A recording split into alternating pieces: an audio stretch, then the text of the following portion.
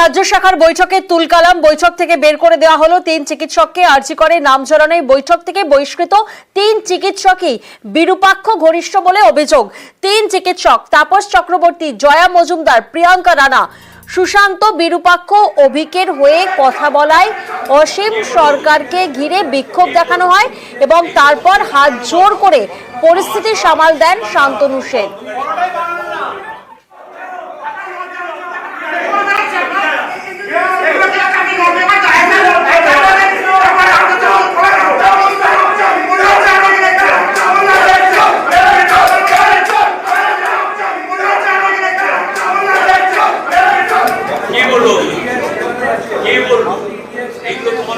Doctor Tapas Chakraborty এবং তার সাথে আরেকজন, তিনি আসার পরেই যারা এখানে স্টেট কাউন্সিলের সদস্য ছিলেন তারা একটা স্বতঃস্ফূর্তভাবে তাদের প্রতি ক্ষোভ দেখান যে ইনি হেড কালচারের সাথে যুক্ত, ইনি আরজি করার ঘটনার দিন ওনাকে সেখানে দেখা গিয়েছে, যদিও তার থাকার কথা নয়। মেডিকেল কাউন্সিলের নিয়ম বহির্ভূতভাবে মাসে মাসে 50,000 টাকা করে তিনি নাকি বেতন তোলেন, এগুলো সব জানা গেছে। সেই ধরনের একজনকে সবাই বলছিল যে এখান থেকে চলে যেতে হবে। তখন আমি তাকে হাত জোর করে অনুরোধ করলাম, যখন সবাই বলছে এরকম একটা অস্বস্তিকর পরিবেশ তৈরি হচ্ছে, মিটিংটা চালাতে অসুবিধা হবে, যদি আপনার অসুবিধা না হয় তাহলে ওই সিদ্ধান্ত পুনর্বিবেচনার জন্য যে আপনি এখানে না থাকলে যদি মিটিংটা ভালোভাবে হয়।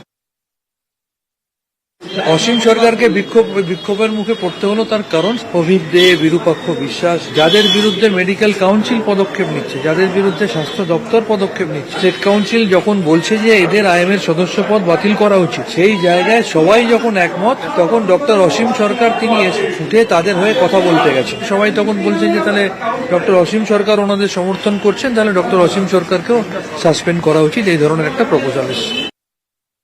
যার বিরুদ্ধে যা কমপ্লেন সেটা তাকে জানাতে হবে, তাকে ডাকতে হবে, তাকে ডিফেন্ড করতে দিতে হবে, তারপরে আপনি ডিসিশন নিতে পারেন। মাস একটা অন্যরকম মুডে আছে না, তারা হচ্ছে সবই আমরা অভয় করছি, বিরোধিতা করছি। পরে কেন দাঁড়াবো? আমি বলছি যাকে আপনি যা খুশি করতে পারেন, কিন্তু we must follow the procedure. এখানে বসে একটা যেহেতু সঙ্গে একটা ক্রাউড আছে, যা খুশি একটা করবেন আর সবাইকে বাইরে থেকে বার করে দেবেন। আরে সবাই তো লাইফ মেম্বার অ্যাপ্লাই করে এলিজিবল হয়ে পয়সা দিয়ে মেম্বার হয়েছে।